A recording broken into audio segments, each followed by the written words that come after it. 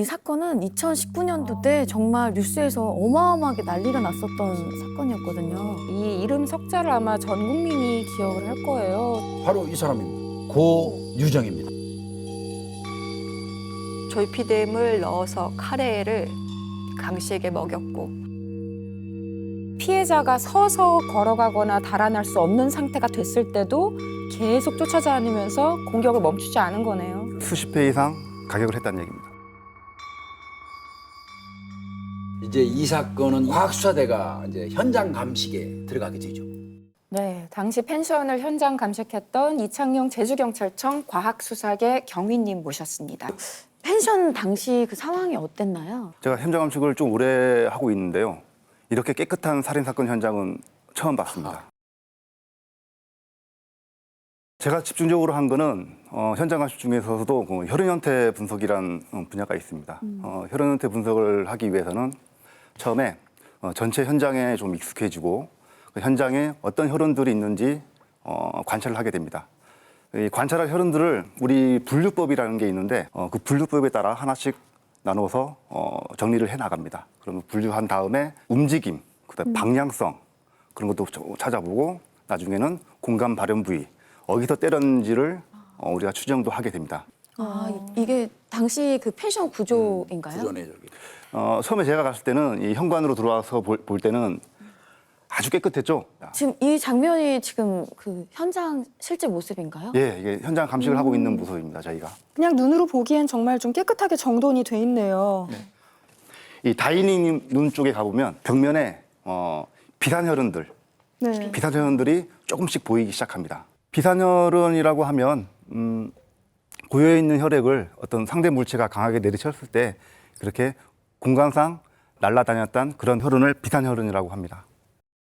크기를 측정해 보면 한 2mm 이하의 아주 작은 혈흔들이 발견이 됩니다. 2mm면 거의 안 보일 거의 안 정도네요. 이밀이라고 하면요 거의 일반인들은 알아볼 수 없는 거고요. 그 과학 수사를 하시는 분들이라고 하더라도 혈흔 교육을 좀 받은 분들만 맞아요. 좀 알아볼 수 있어요.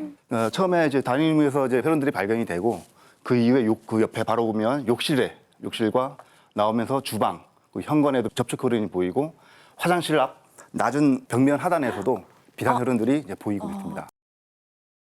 저렇게 화살표 스티커가 많이 붙어 있는 걸 보니까 예. 혈흔이 상당히 많았구나 생각이 네네. 들어요. 네, 다이닝룸부터 시작을 해서 욕실, 그 다음에 부엌으로 나오면서 점점점 혈흔들이 낮아지는 그 현상을 보이고 있습니다.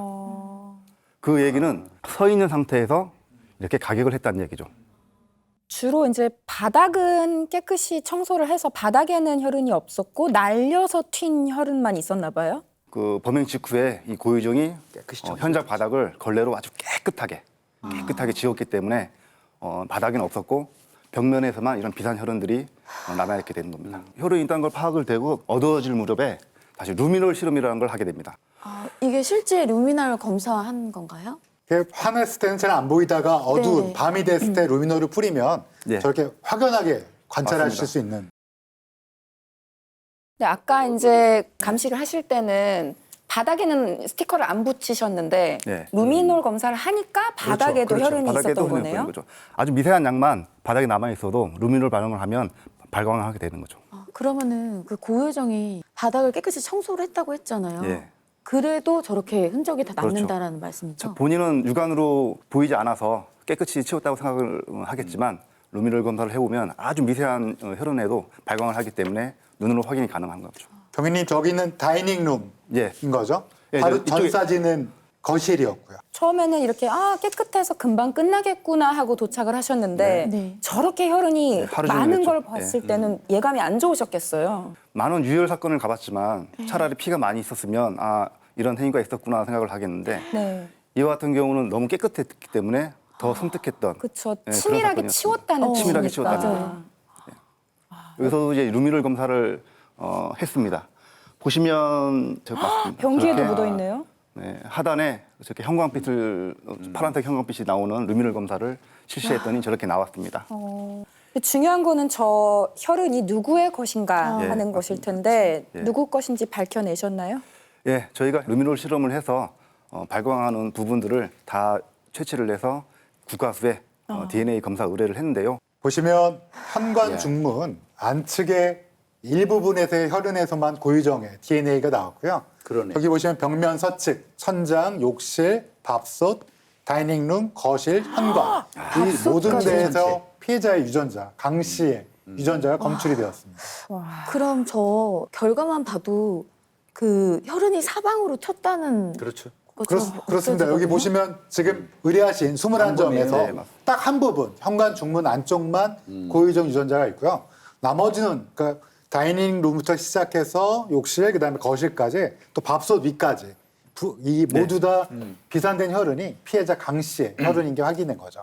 근데 그 딱 한 군데 현관 중문에서는 그렇죠. 왜 고유정의 DNA가 나온 거죠? 아무래도 시신을 훼손한 상황에서 아니면은 가격하는 상황에서 본인이 칼을 쥔 부분에 때리다 보면 본의 아니게 자기 손에 상처를 입게 됩니다. 그래서 상처 이후에 접촉을 했기 때문에 네. 남은 혈흔이라고 생각합니다. 네, 그 혹시 둔기를 사용한 걸로 판단하시는 예. 것도 있는지 제가 여쭤본 겁니다. 맞습니다. 혈흔이 이렇게 2mm 이하의 그런 혈흔이 나오려면 혈액이 묻어있는 상대 물체의 용적률도 따집니다. 용적률. 용적률이 따지는데 칼 끝이 아무래도 적겠죠. 네. 적게 묻혀있는 그 상대 물체가 휘둘렸을 때는 비산되는 혈흔도 작겠죠. 네. 그러면 이거는 칼 정도 되겠다. 아니면 날카로운.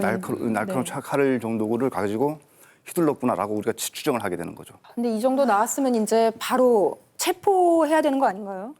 그렇죠.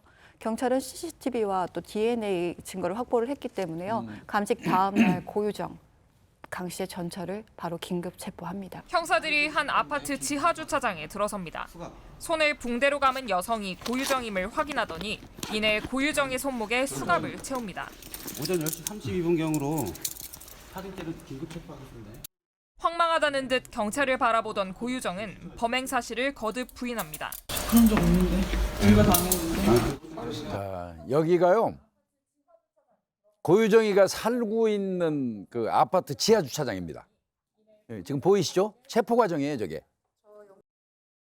어떤 상황에 경찰이 왔어요. 그럼 그 어느 상황을 자기가 모를 때는 왜 온 거예요?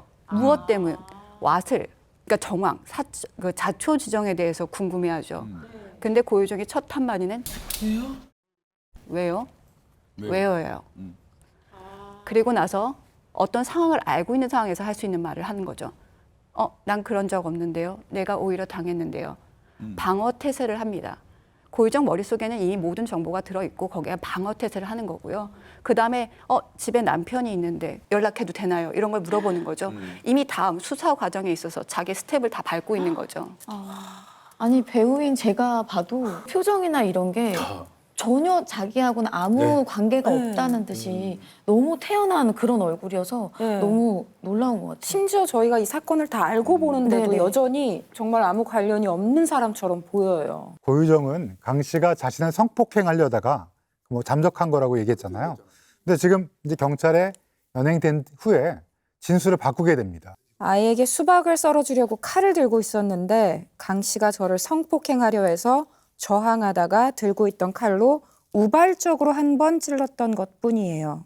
그러면 일단 우발적으로 찌르긴 찌른 거니까 강 씨를 살해한 거는 인정을 한 거네요. 거의 정당방위 쪽으로 몰고 가는 거죠. 왜 같이 있던 펜션에서 혈흔이 저렇게 많이 발견됐는데 이걸 인정 안 하기는 이제 안 불가능해진 하셨잖아요. 거죠. 예.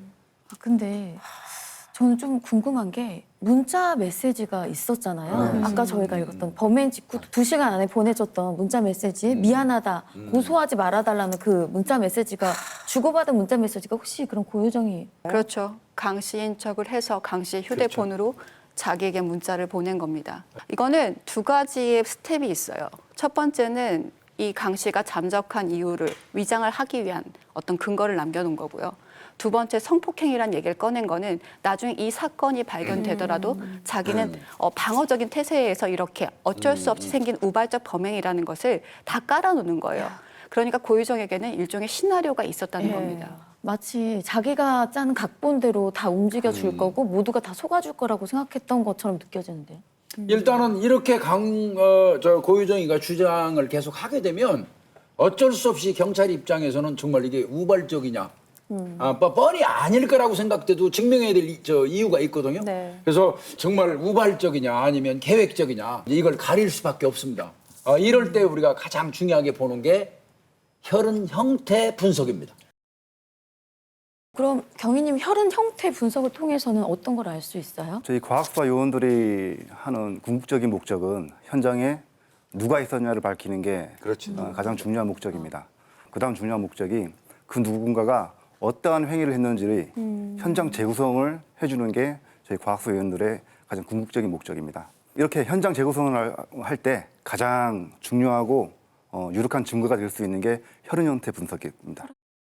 네, 사진에 보시면 네네. 현장에서 이렇게 저희가 이제 관찰을 하게 됩니다. 혈흔의 높이 서 있는 네. 상태인지 낮은 상태인지를 알기 위해서 자를 대서 높이를 네. 정확하게 측정을 합니다. 높이를. 그런 다음에 혈흔이 정원형인지 타원형인지 아, 네. 정원형인지 타원형인지 먼저 구별을 하고 그런 다음에 그 혈흔과의 관계, 혈흔과의 관계, 방사형인지 아닌지 그런 걸 따지면서 혈흔 분석을 하게 되는데요. 이 사건 같은 경우는 다이닝룸 쪽에서 이렇게 혈흔 벽면 80이나 한 120cm 정도 되는 높이에서 이 혈흔들이 많이 발견이 됐기 때문에 다이닝룸 쪽에서는 서인 상태에서 계속 가격했을 가능성을 추정을 했고요. 그런 다음에 부엌으로 거실로 나오면서 그 혈흔들이 점점 낮아집니다. 낮아진다는 건 아까도 말씀드렸지만 피해자가 낮은 자세로 돼가는 과정에서 네. 계속 가격을 했다는 것이죠.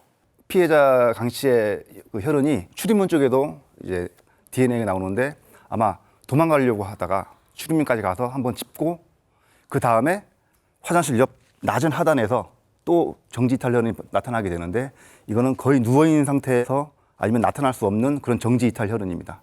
그래서 마지막으로 최종적으로 그 앞에서 가격을 당했고 그 다음에 화장실로 이동을 한 후 거기서 사후 행위를 한 것 같다고 저 추정을 한 겁니다. 그 아까 말씀하신 정지 이탈 혈흔이 뭐예요? 정지이탈 혈흔 같은 경우는 혈액이 묻어있는 어떤 상대 물체, 칼이나 망치 같은 게 되겠죠. 그게 거기 묻어있는 혈액이 이렇게 휘둘러지다가 혈액이 관성의 법칙에 의해서 날아가서 부착되는 형태 아니면은 휘둘다가 갑자기 딱 멈춰서 그때 흩어 뿌려지듯이 나타나게 되는데 그것을 정지이탈 혈흔이라고 그럽니다. 휘둘러다가 아니면 휘둘러다가 갑자기 멈춰지게 되는. 반복적으로 그렇죠. 했다는 말이죠. 그러니까 피해자 강 씨가 누워 있을 때 때리면 묻어있던 혈액이 퍼져나가게 되죠. 그걸로 봐서 여기서 계속 네. 때렸구나. 그럼 그렇게 고유정이 아까 우발적으로 한 번 이제 공격을 했다고 했는데 이 정지 이탈 혈흔을 봐서는 그쵸. 여러 번 예, 처음 가격을 다이닝 했다는 시작을 거죠? 해서 그쪽에서 시작을 해서 계속적으로 때리다가 이 화장실 쪽으로 이동을 한 다음에 그 다음에 거기서도 때리고 그러니까 일은 아닌 거죠. 그죠. 이 상태에는 이래로 얘기할 수 있지만 그 펜션에 여러 개가 남아있는 그 그렇죠. 기사현들을 네, 봤을 때는 사방으로. 계속적으로 휘둘렀다는 얘기죠. 고유정은 단 1회 공격했다고 진술했지 않습니까? 예, 맞습니다. 말도 안 되는 얘기죠. 그럼 적어도 한 수십 회의 공격은 있었다라고 추정을 그렇게 하시는 그건 거네요? 맞습니다. 적어도 수십 회 다양한 다른 장소에서 장소에서 계속 이루어졌다. 그렇게 그리고 계속 쫓아다니면서 공격한 거예요. 계속 쫓아다니면서 어떻게 공격을 보면 하는 이미 상황입니다. 피해자가 서서 걸어가거나 달아날 수 없는 상태가 됐을 때도 계속 계속 쫓아다니면서 가격을 했다는 얘기죠. 공격을 그렇죠. 멈추지 않은 거네요. 그렇습니다. 혈흔의 직경을 보면 흉기는 날카로운 얘기. 그럼 그날 이 피해자 강 씨와 고유정의 동선도 한번 우리가 따져볼 수 있을까요? 완전 단정을 짓기는 힘들지만 아무래도 다이닝 룸 쪽에서 서 있는 상태에서 공격이 가격할 수 있었고. 있는 네. 그런 혈흔들이 많이 보였기 때문에 네. 거기서부터 시작을 해서 부엌 쪽으로 이동을 했고 그다음에 마지막에 화장실 앞까지 가지 않았나 그렇게 추정을 하고 있습니다. 정말로 저 동선 우리가 추정한 동선만 봐도 네. 얼마나 피해자가 네. 정말 그 고씨와 사투를 벌였는지가 느껴져요. 네, 살려고 계속 맞아요. 도망 네, 다니다가 그렇게 됐습니다. 욕실에서 마감된 것 예, 같거든요. 맞습니다. 경위님 근데 많은 사건을 보셨잖아요. 예. 이런 현장을 보셨을 때 느낌이 좀 궁금해서. 네. 아까도 말씀드렸지만 차라리 피가 많거나 그러면은 당연히 일반적인 살인 사건이겠구나 그렇게 생각을 했을 것인데 이와 같이 깨끗한 현장인데 혈흔이 없다는 거는 감식을 좀 오래 하고 있지만 저런 상황은 거의 처음이었습니다. 이렇게 사후적으로 깨끗하게 정리를 하고 난 거는 아주 계획적이라는 얘기죠. 마지막으로 한번 여쭤보겠습니다. 이게 단연간 그래도 혈흔 형태 분석을 하셨잖아요. 예. 이 현장은 방어의 형태인가요? 아니면 살해 목적이 명확한 현장인가요? 살해 목적이 명확한 범죄죠. 아주 대표적인 범죄라고 할 수 있을 것 같습니다. 그럼에도 불구하고 이제 고유정은 본인이 완벽하게 뒤처리를 했다라고 생각을 했겠죠. 하지만 뭐 루미놀 검사도 했고 이런 혈흔 형태 분석을 통해서 우리가 직접 본 건 아니지만 본 것처럼 그 당시의 사건이 재구성되는 것 같아요. 범인은 범죄의 흔적을 완벽하게 지웠다고 생각을 했을 것입니다. 하지만 범죄의 흔적을 완벽하게 지운다는 것은 불가능한 일입니다. 물론 혈흔이 상당 부분 유실돼서 좀 더 정확한 분석을 할 수 없었던 부분은 있지만 가격 횟수가 많았다는 것과 펜션 내부 곳곳에서 공격이 있었다는 것이 혈흔 형태 분석을 통해서 명확하게 밝혀져 이 사건의 결정적인 증거가 된 사건입니다.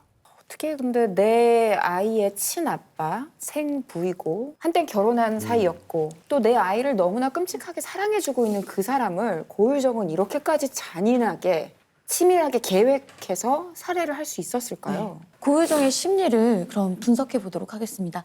이광민 정신건강의학과 전문의 나오셨습니다. 고유정이 전 남편을 죽이고 사체를 훼손하고 유기한 이유를 정신의학적인 입장에서 좀 이해를 해보려고 합니다. 저는 제일 궁금한 게 일단은 이 고유정의 사진들을 보면 얼굴에 범죄자라고 안 써 있잖아요. 그리고 실제로 일상생활을 잘 영위하면서 가정을 꾸리고 살았던 사람이잖아요. 그러니까 겉으로 봤을 땐 너무 멀쩡하고 정상인 같은데 강 씨와의 결혼 생활에 어떤 문제점이 있었나요? 그렇죠. 일단 우선 의심할 수 있는 건 고유정이 전 남편에게 엄청난 분노를 가지고 있었기 네. 때문에 이런 잔혹한 범행을 저질렀을 수 있겠다라는 것을 생각해 볼 수 있겠죠. 그렇다면 그 두 분 사이의 결혼 관계가 정말 심각하게 고유정이 피해를 받는 입장이었을까를 바라볼 필요가 있을 것 같습니다. 근데 실제 이혼 과정을 보면요. 전 남편이 고유정의 폭언이나 폭행을 맞아요. 힘들어해서 결국에는 이혼 소송을 제기한 걸로 되어 있거든요. 우리 반대로요. 예, 그렇다면 실제 상황에서는 오히려 고유정보다는 전 남편 강 씨가 그 결혼 관계에서 훨씬 더 힘든 상황에 놓여 있을 수 있었겠죠. 피해자 강 씨의 친동생의 증언을 보면 고유정이 핸드폰을 맞아요. 강 씨에게 던져서 눈을 맞고 그리고 고유정이 칼로 강 씨를 협박했다는 내용마저 있거든요. 오히려 본인이 뭐 남편에게 학대를 당했거나 가정폭력을 당했거나 이래서 뭐 남편에 대한 원한과 적개심과 복수심이 생겼다는 게 아니라 계속 오히려 피해자 강 씨가 이 고유정으로부터 피해를 입었다는 거잖아요, 오히려. 그렇기 때문에 이 사건이 언론에 알려졌을 때 많은 사람들의 반응이 고유정은 사이코패스일 것이다라고 이야기를 했습니다. 네. 분명 잔혹한 범행, 그리고 그 유기 과정, 그리고 시신을 훼손하는 과정 등은 분명 사이코패스적인 성향이 있는 건 맞는 것 같아요. 그리고 심지어 이런 잔혹한 범행을 저지르고 난 이후에도 아주 태연하게 일상생활을 하거든요. 근데 제가 봤으면 하는 부분은 이 부분입니다. 통상적인 사이코패스는 그 사람의 삶의 전반적인 영역에 걸쳐서의 불안전성과 파괴성을 가져요. 하지만 고유정의 경우에는 이번 범행 이전에는 비교적 일상적인 대인관계를 유지하고 본인의 삶 자체도 큰 무리 없이 지내왔던 걸로 보여지거든요. 그렇기 때문에 꼭 전형적인 사이코패스의 모습과는 또 다른 측면들이 있는 것 같습니다. 전 남편 강 씨와 그 고유정이 만나게 된 것은 봉사활동을 하면서 만났고요. 그다음에 6년 동안의 연애 생활을 거쳤다고 해요. 근데 그때 그 강 씨의 동생도 폭언이나 폭행을 고유정이 했다는 얘기는 들어본 적이 없다고 해요. 그리고 주변의 지인들 같은 경우도 둘이 결혼하면 되게 잘 살 거야 라는 말을 했다는 겁니다. 이게 바로 고유정이 다른 일반 범죄자들하고 다른 사회성을 가지고 있다는 거죠. 그렇다면 그냥 딱 듣기로는 평범한 다른 연인하고 비슷하게 느껴지는데 고유정이 이혼을 하고서 3년 뒤에 지나서 왜 이렇게 잔인한 일을 저지르게 된 건가요? 그래서 이 부분에서 조금 핵심적으로 보고 싶은 부분은 이런 겁니다. 고유정을 분석할 수 있는 키워드의 중심은 바로 자기 자신, 나예요. 그래서 고유정을 자기애성 성격 장애로 보고 있습니다. 모든 게 나를 중심으로 이루어지면서 타인을 나를 위해 통제하고 그를 통해서 내가 세상에서 인정받는 게 핵심이에요. 모든 게 내 중심적으로 이루어지는 거를 추구하고 그 인정과 통제가 내 마음대로 되지 않으면 그때는 막무가내로 행동하기도 하죠. 고유정의 그런 자기애성 성격, 방금 말씀드렸던 막무가내적인 자기애성 성격이 도드라지는 하나의 이벤트가 있습니다. 바로 전 남편 강 씨와 결혼을 하고 신혼여행을 갔다가 돌아오는 길에 공항 면세점에서 이제 고유정이 쇼핑을 해요. 그러면 보통 탑승 시간이 뭐 임박해지면 쇼핑을 대충 마무리하고 비행기를 타러 가야 되잖아요. 그렇죠. 예. 하지만 본인은 쇼핑이 자기중심적으로 너무 중요하기 때문에 멈추지를 않습니다.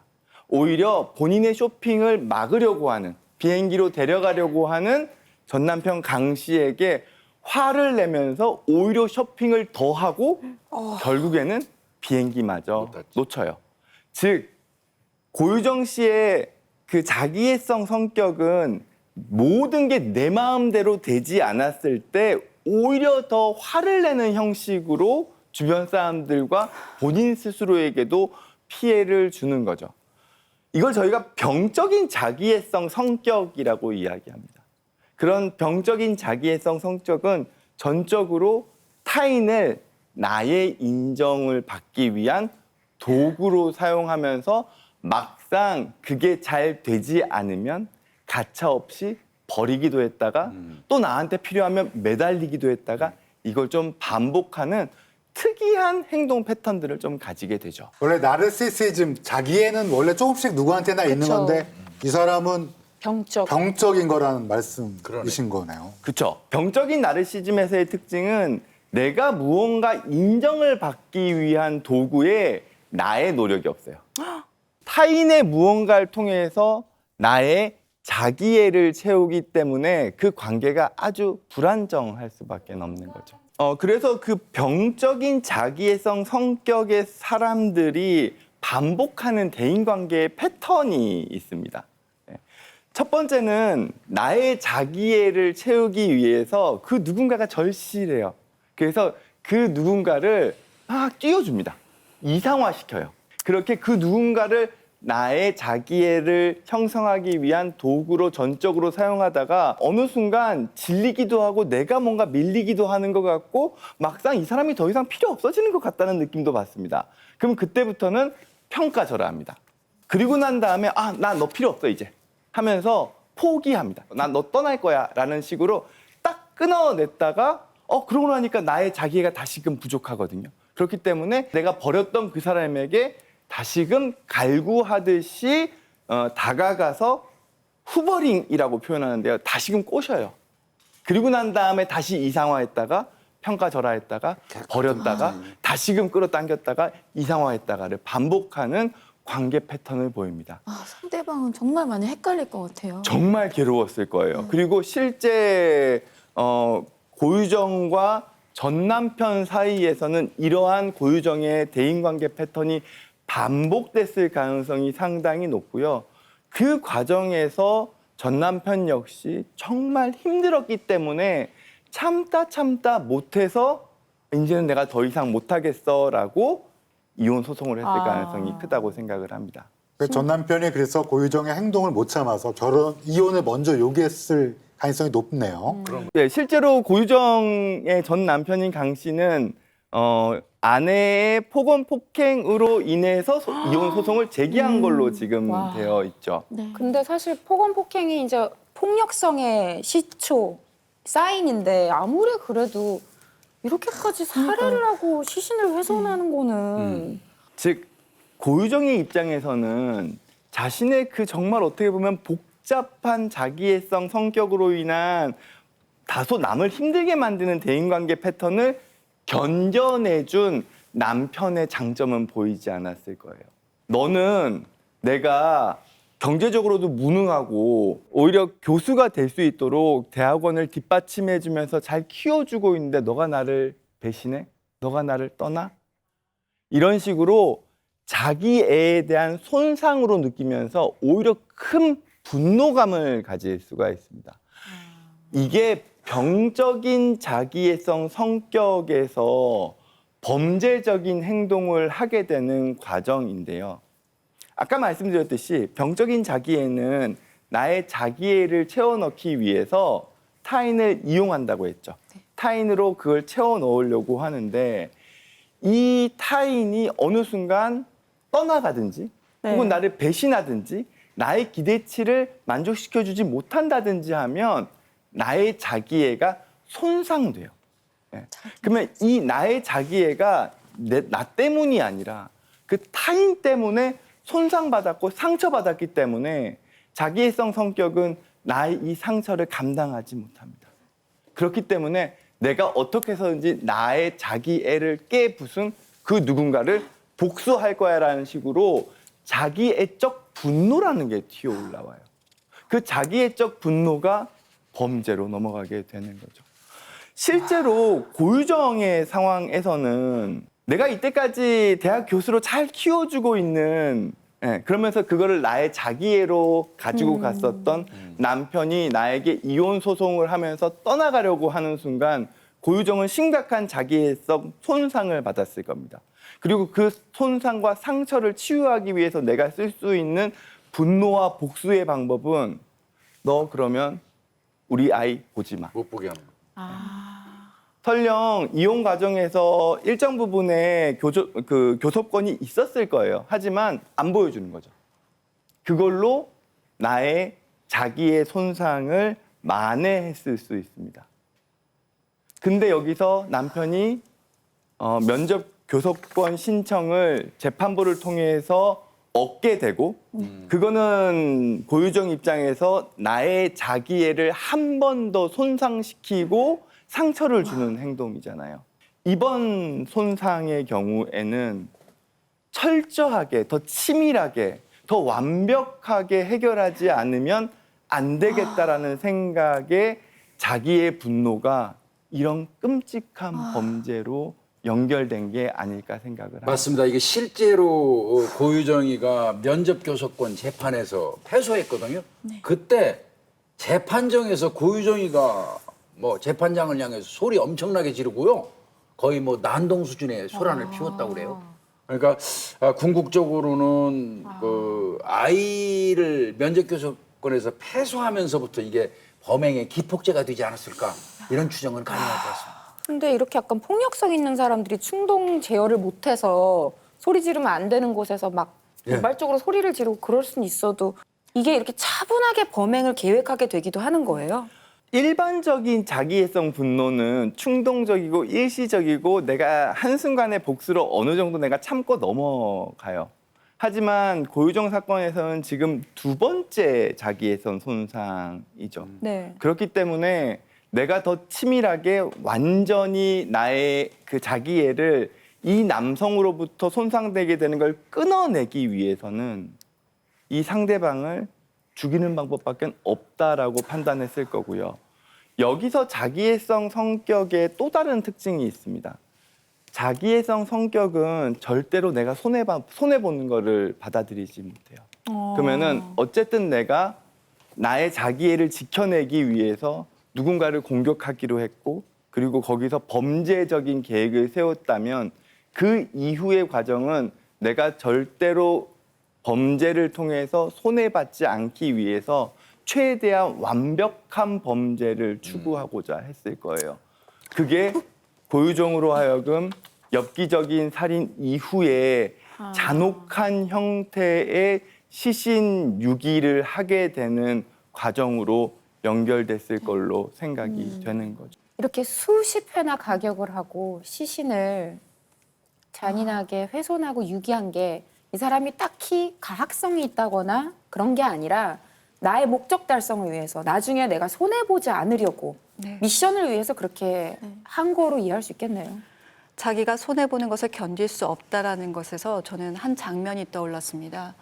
고유정은 체포가 된 후에도 뭐 식사 같은 거 거르지 않고 잘 먹었다고 해요. 그리고 평온한 상태를 유지를 했다고 하는데 어떤 한 사건 때문에 심리적 변화가 크게 왔다고 합니다.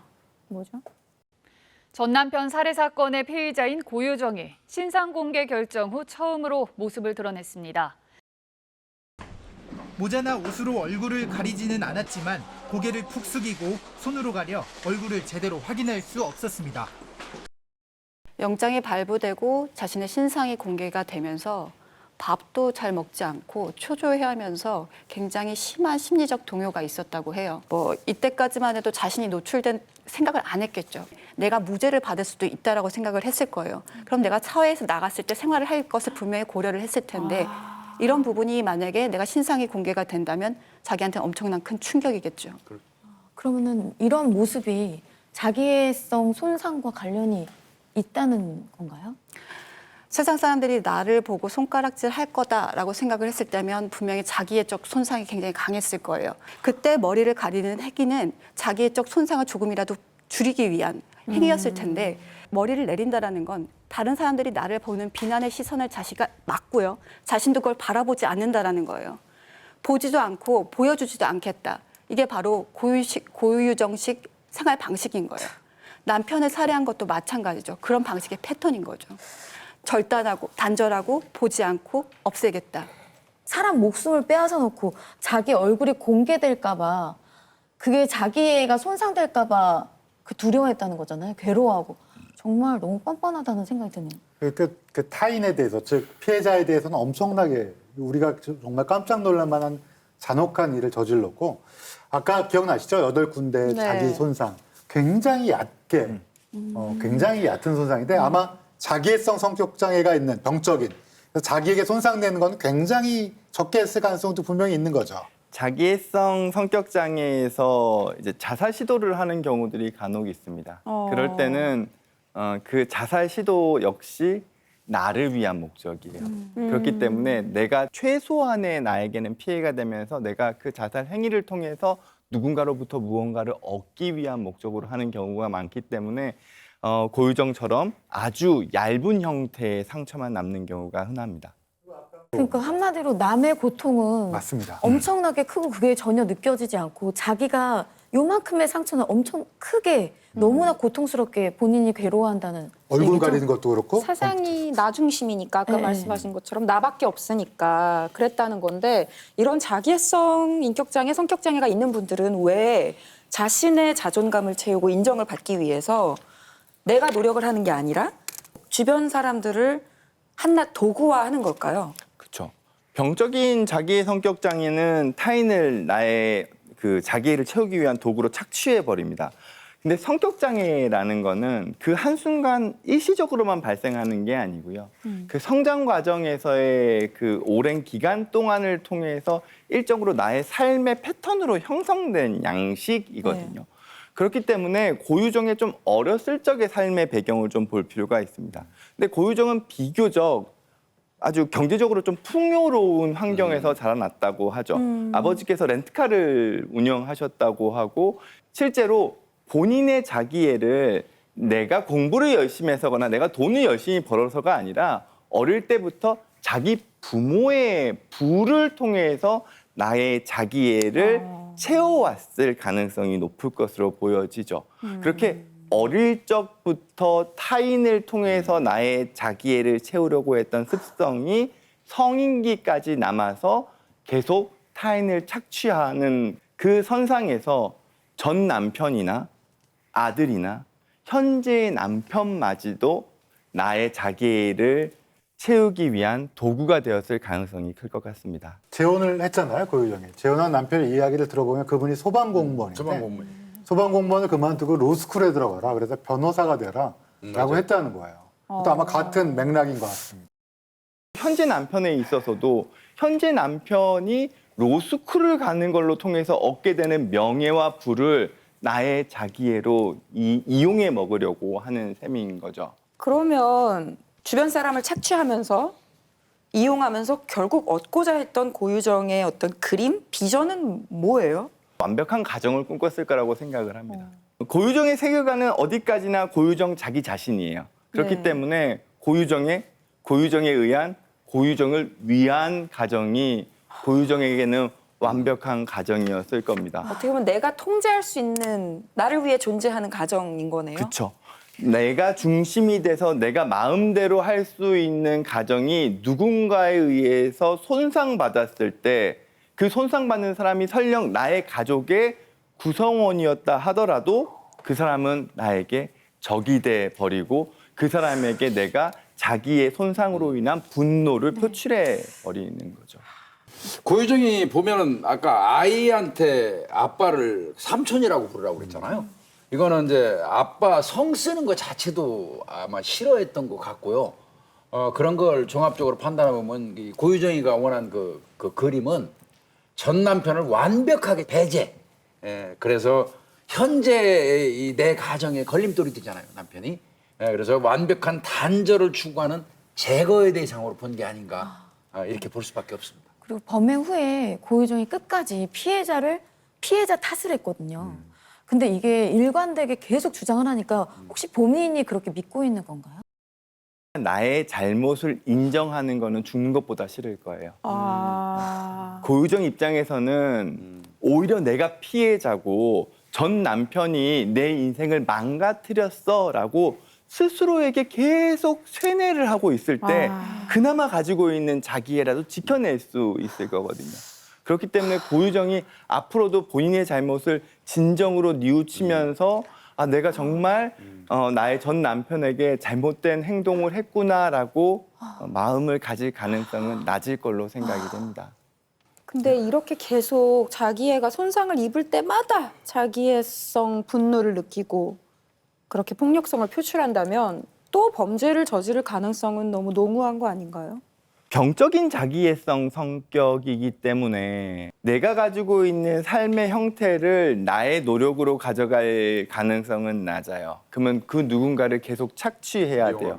가스라이팅이라고 표현할 수도 있겠죠. 그러면 그 가스라이팅의 피해자가 끝까지 옆에서 나에게 착취의 대상이 되어준다면 좋겠지만 그건 바람직하진 않죠. 결국에는 그 대상 역시도 언젠가는 이건 아니구나라고 떠나갈 거예요.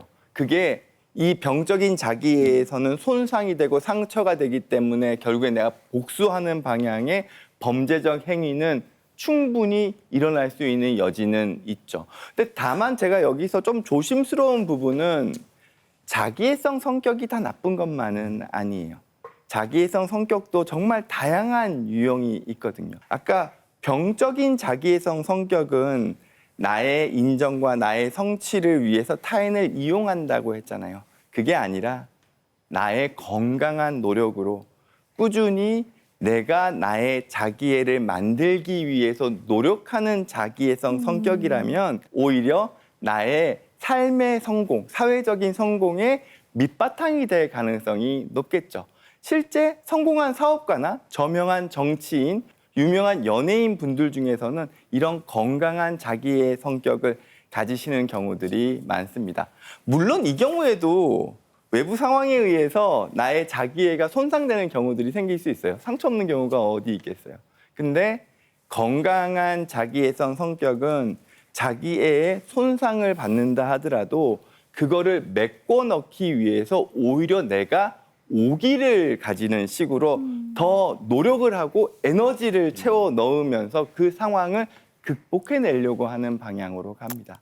결국 타인을 이용해서 나의 자기애를 채우려고 하는 병적인 자기애성 성격은 얼마든지 자신의 삶과 타인의 삶을 파괴할 수 있다는 거겠죠.